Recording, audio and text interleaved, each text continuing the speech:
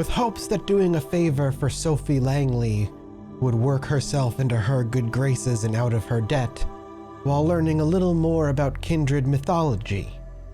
Jessica can lay her head to rest feeling accomplished after this past night.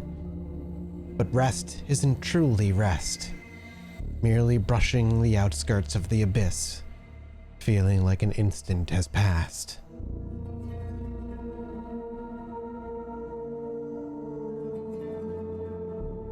Kadir Al-Azmai, the sheriff of New York City, is knocking at the door of your haven. The sight comes as more than a little shock. If he had business with you, you'd either expect to see him already inside, or never see him coming at all. Yet there he is, on the other side of the peephole, patiently and politely, waiting for you to let him in. You carefully unlock the door and face him in silence. Evening. May I come in? You simply stare at him. Your lack of an answer doesn't faze him, and your lack of resistance as he starts walking inside has obviously been interpreted as a permission of sorts. Once inside, he starts looking around as you cautiously stay by the door. Haven't really had the time to make this place your own yet, have you? It feels like Langley's apartment through and through. A secluded study where nobody studies anything. Look at the books on the shelf, obviously meant to impress the guests, not to be read. They reveal nothing about their owner, aside from an aching desire to be taken seriously as an intellectual. Again, it's very interesting that the sheriff is a toreador. His inner toreador is coming forth.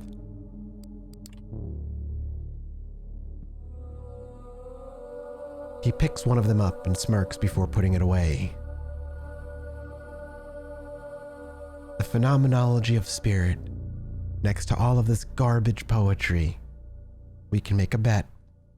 If she's read more than 20 pages, I owe you $50 and a gallon of blood. A kind of place self-professed hermits entomb themselves in to suffer. Considering how much you have to run around these nights, you probably only use it to shelter from the sun and rest, right? Even though he's obviously making an effort to come off as non-threatening, it's impossible to forget the first impression he's made. You still see him as a fierce predator, trying hard not to expose his true colors. You sense a familiar fight-or-flight response as you struggle to find a diplomatic answer to his last question. If Kadir is bothered by your silence, he doesn't let it show. He keeps walking around, toying with whatever catches his eye, and eventually he speaks up again. Watched any baseball lately? If I had to guess, you strike me as a Red Sox fan. Now he's inviting you to talk in a more direct manner. You attempt to overcome your physical reaction to him and reply as casually as you can. Oh, the powers of certain kindred, and what they can do when they get put into use.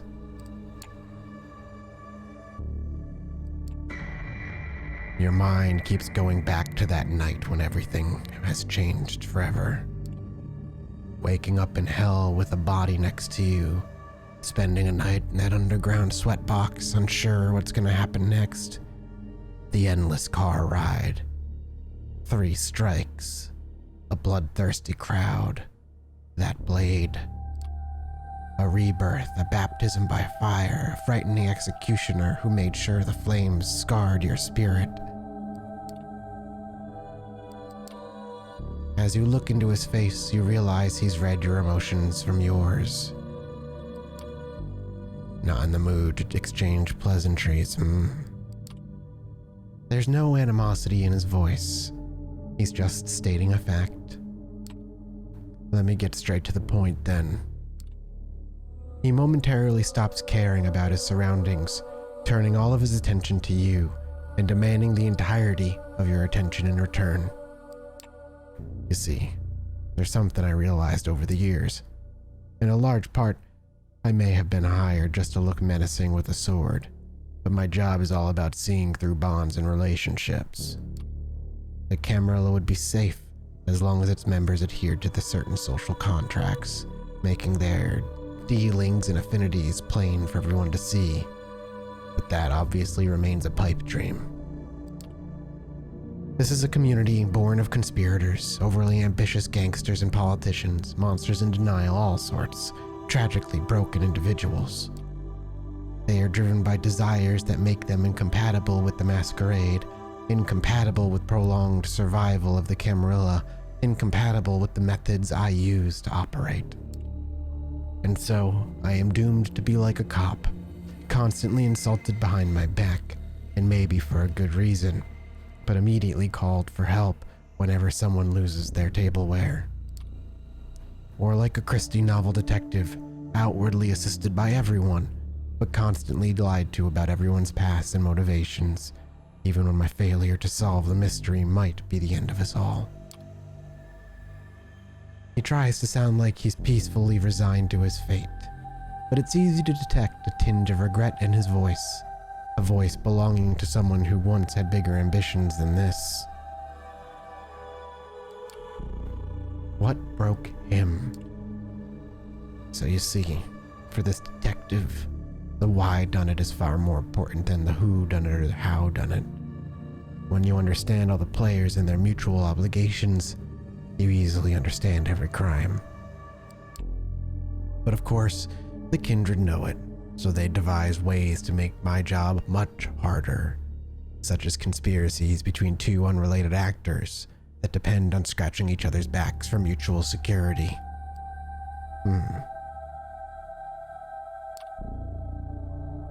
Or they enforce a blood bond to make someone unexpected their thrall.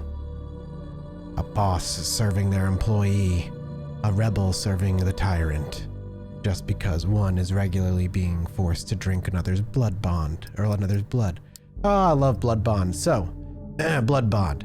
A mystically enforced relationship between a vampire and another mortal or kindred. Drinking the blood of a vampire directly from the vein 3 times creates an intense loyalty in their drinker, resembling infatuation or obsession. The bond loses its grip with time, but is reinforced by repeated drinks from the donor vampire. So mechanically, in the tabletop game, it's once every 30 days, or once a night for 3 nights straight. Basically, each sip bumps the blood bond up by 1 level to a maximum of 3. Like level 1, you're very fond of the person. Level 2, you're pretty much in love with the person. And level 3, you are an emphatic and will do anything they say. You're just so hypnotized and in love with them. Funnily enough, in my campaign, I used that in season 1 of the show for one of my kindred players as a punishment. She was forced to live through a level 3 blood bond to the prince of the city directly. And that's pretty harsh. It kind of makes the player very difficult, or the character very difficult to even be playable. But with the right way and the right angle, you can make it possible, and there's a lesson learned. And it was only temporary. And the kind of prince I was running also made it a little easier for them as well, since I didn't want to go too hard. It was their first vampire game. Point is, yeah, blood bonds are interesting. People can blood bond each other for an infinite number of reasons. None of it ever turns out well. Sometimes it can, I guess.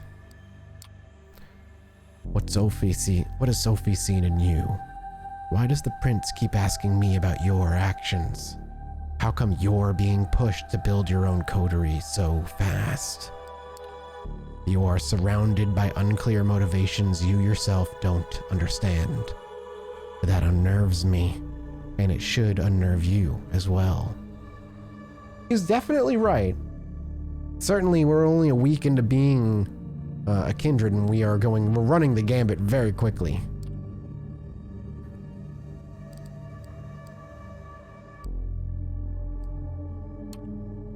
It is you who unnerves me.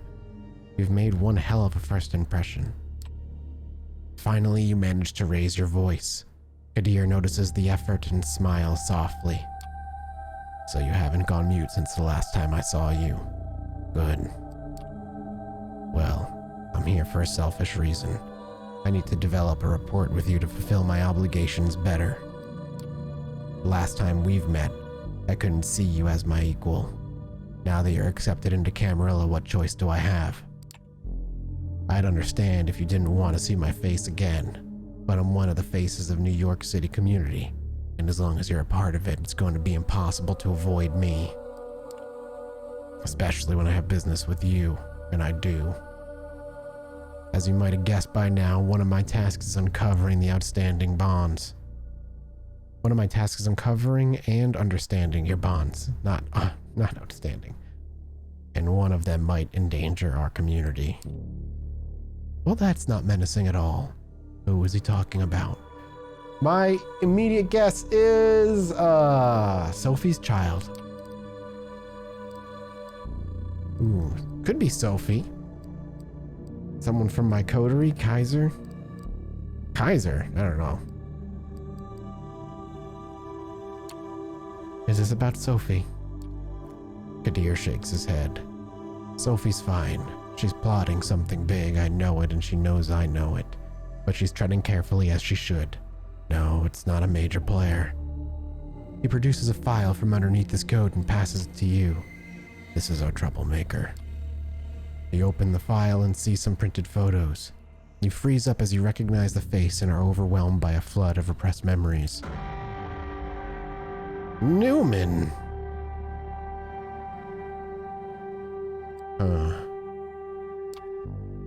Benjamin Newman. The asshole who made the last few years of your life a living hell. The sexual harassment, the mobbing, the way he kept delegating all his obligations to you without ever letting you reap the fruits of your work. The way he stole your soul. Goddamn prick. You look up at Kadir expecting answers. Apparently your company is in trouble. Lots of financial irregularities, and Mr. Newman is all too happy to testify that the one employee who's just suddenly disappeared is to blame. The story's as fishy as it gets, but your disappearance is being investigated, and a lot of people are searching for you. It attracts attention to us, and as such, it must be stopped. Must be stopped sounds threatening. You dread thinking what he's planning. I'll arrange for you two to meet tomorrow so that you can straighten the situation out and say goodbye to the life you've forsaken. He'll arrange what? Your eyes must look like saucers right now. Usually these matters are left to my discretion, and I can't think of an easier solution. The lost sheep reappears, takes care of unfinished business, disappears, never to be seen again. Nobody cares. It's simple. It's clean. No contrived schemes, no unnecessary victims. And it gives me an opportunity to learn more about you as I watch over. When neonates interact with kind they used to hold dear, their true nature is laid bare before everyone to see. Neonates is just a term for young kindred. A young kindred recently embraced, but more than a fledgling. Of course he's got business in being kind to you, or he's making it clear he's got self-serving intentions so that you don't start figuring those out yourself. Any objections? Any alternatives are probably worse. You shake your head. Very well. I'll arrange a meeting and drive you there tomorrow. Better come up with a load of bull that's easy to swallow. He disappears from the apartment, leaving you as confused as the last time he closed the doors on you. God damn it. You need to think it through.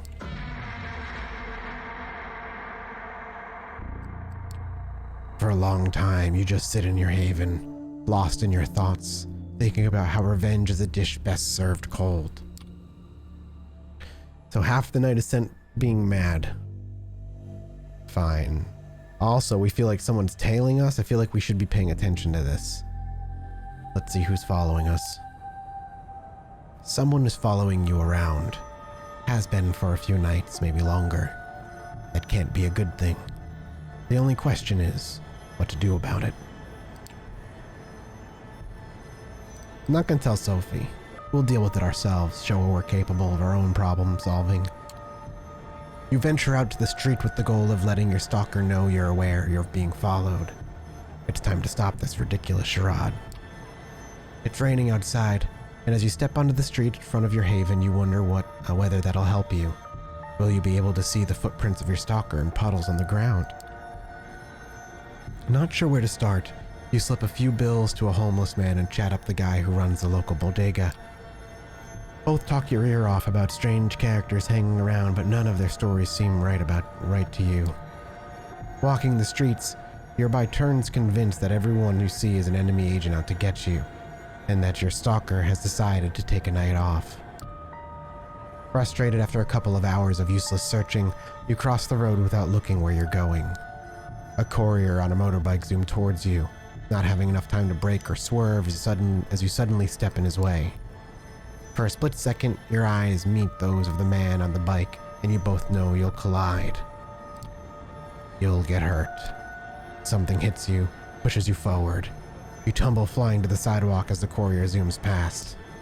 You feel a weight on your back, catch a glimpse of something. Person. Female, you think, and then she disappears. You could spend a couple more hours trying to find the woman who's stalking you, but in your shriveled undead heart, you know it to be futile. She's gone. And that's a full night.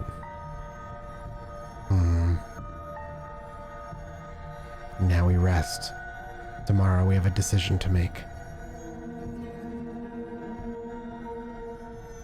Knock, knock. You'd ask who's there, but you don't know if the sheriff of New York City would play along. When you open the door, you see him toying with the car keys he's holding in his hand.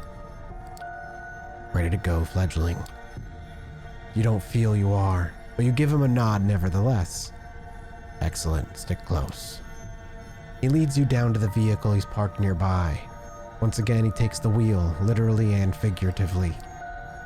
Everything's inside just the way you remember it, down to the rear-view mirror reflecting an intense stare of your guide. However, the trip itself feels notably different. The last time Kadir was driving you around, he was forcibly dragging you away from your old life. This time, he's pulling you back into it. Goddamn Newman. You're getting violent just thinking about him.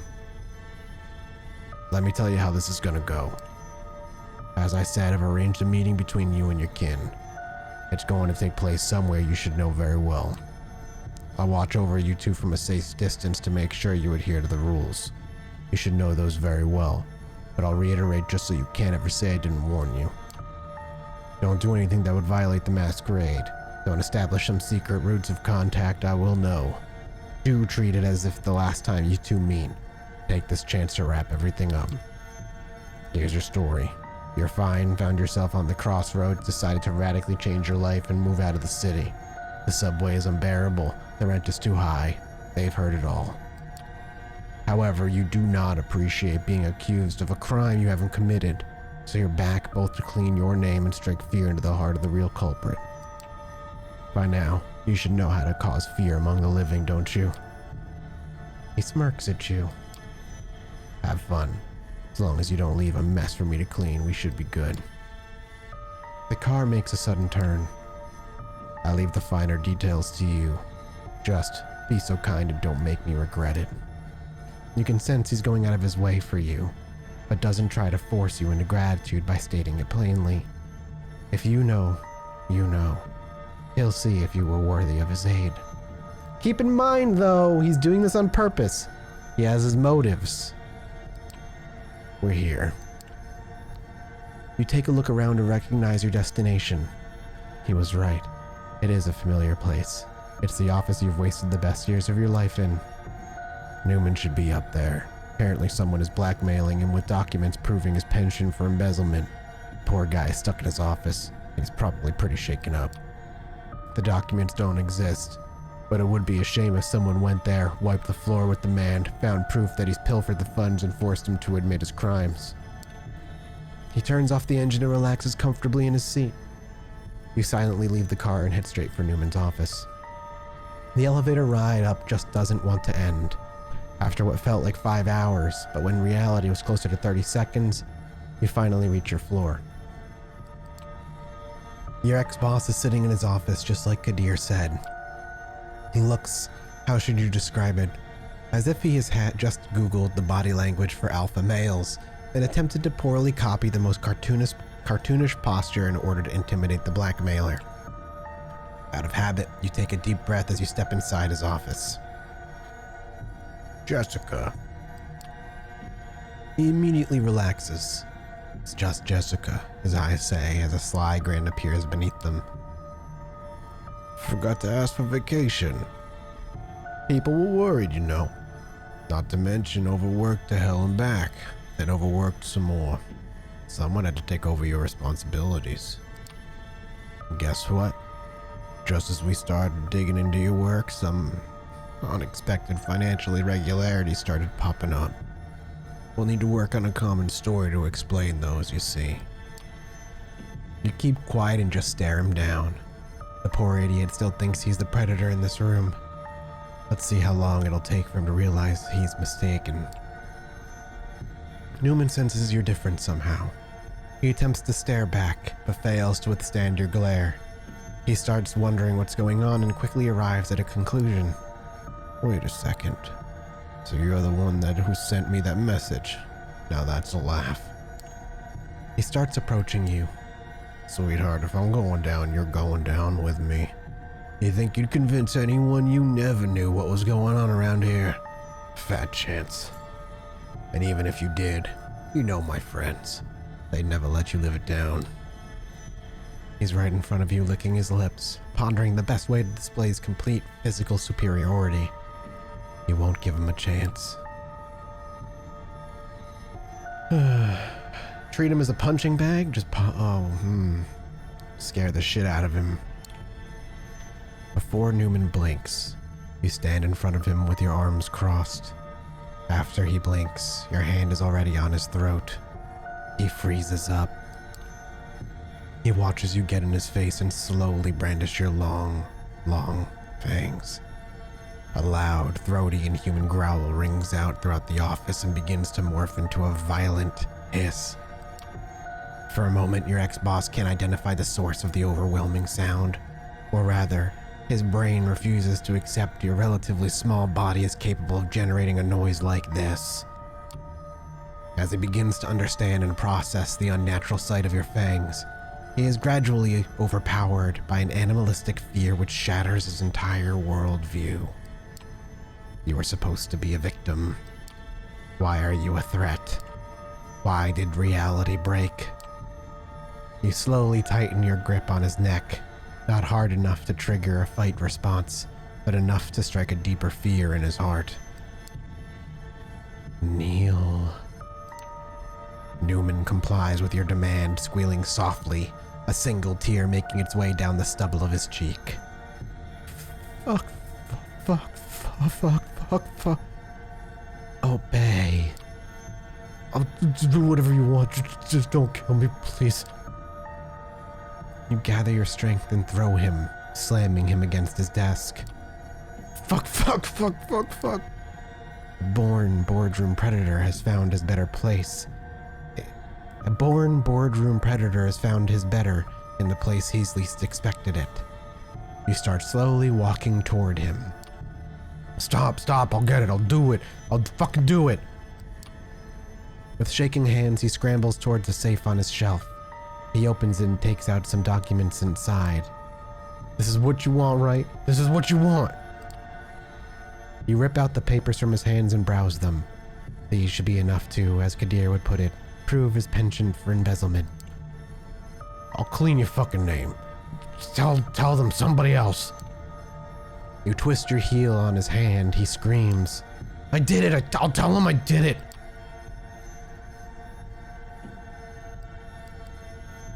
And then she leaves in silence. You simply turn around and start walking away. You walk into the elevator, press the ground floor button, and wave at Newman as the doors start closing. He mumbles something under his nose and winces in pain. Back to Kadir's car.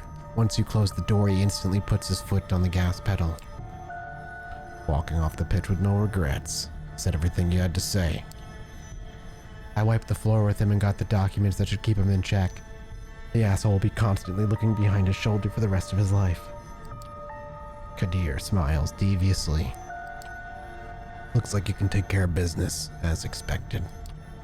I don't need to tell you to hang on to those documents, but keep in mind you can use it for more than a security guarantee. We're always looking for more contacts among the big fish. Once you settle in, you can use what you know of Newman to convince the elders that he's better off as your ghoul. Interesting. Permission for a ghoul.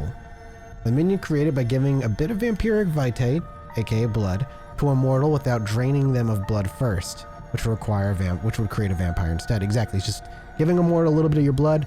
By rules, they get a little bit better. They stop aging. If they do it for 100 years, they literally never age from the moment they keep drinking. But the minute they stop, all the age catches up. They get one of their whoever's blood they're drinking, they get the most powerful one dot in the most powerful power, aka discipline that particular kindred has too. Nice benefits to being a ghoul, but also forcibly brings them into the game, and they are also technically property of the kindred, so they can get killed, aka taken away. Now that's an enticing thought. You're surprised at him suggesting it. The car speeds up to cross an intersection before the light turns red. You give Kadir a good hard look.